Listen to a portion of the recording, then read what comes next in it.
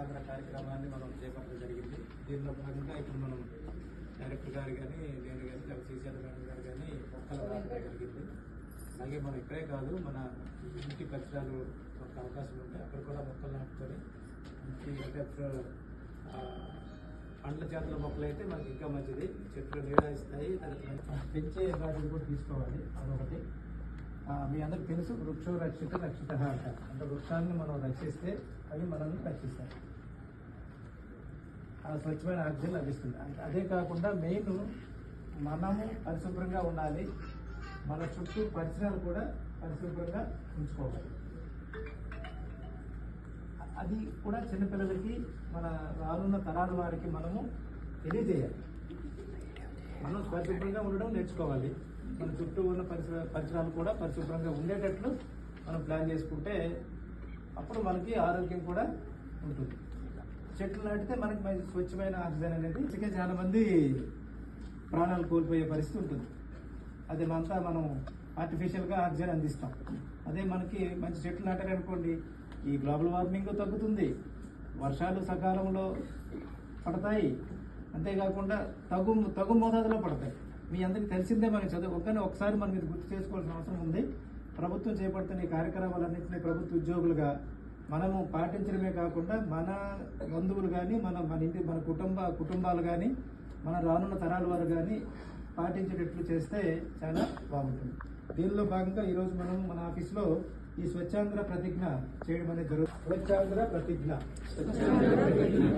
నేను నా పరిసరాల పరిశుభ్రత కొరకు ప్రతిరోజు కొంత సమయం కేటాయిస్తానని నా వంతు కృషిగా స్వచ్ఛత కార్యక్రమాల కొరకు శ్రమదానము చేసి పరిశుభ్ర ఆంధ్రప్రదేశ్ సాధించే సంకల్పానికి పట్టుబడి ఉంటానని ఈ రోజు పరిశుభ్రత గురించి నేను చేసిన ఈ ముందడుగు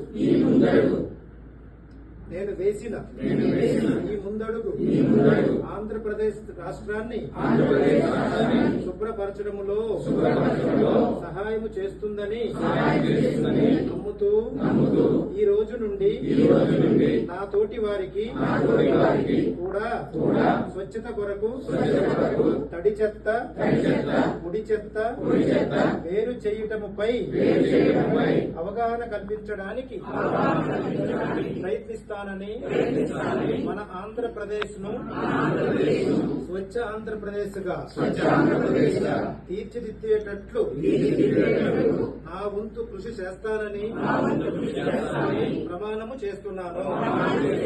స్వర్ణాంధ్ర స్వచ్ఛాంధ్ర. Thank you. పవన్ ఫోటోలు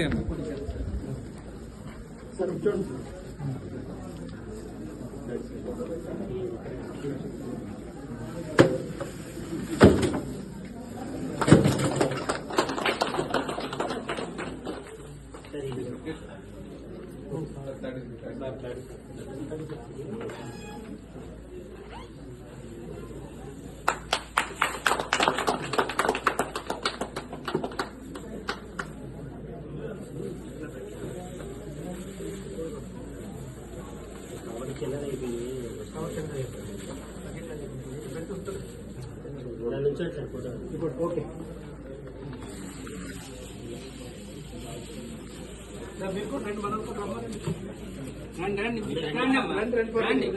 అటు కాదు, ఇక్కడ పని చేయాలి.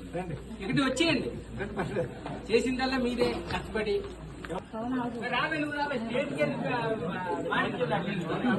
చాలా కష్టపడుతున్నారు.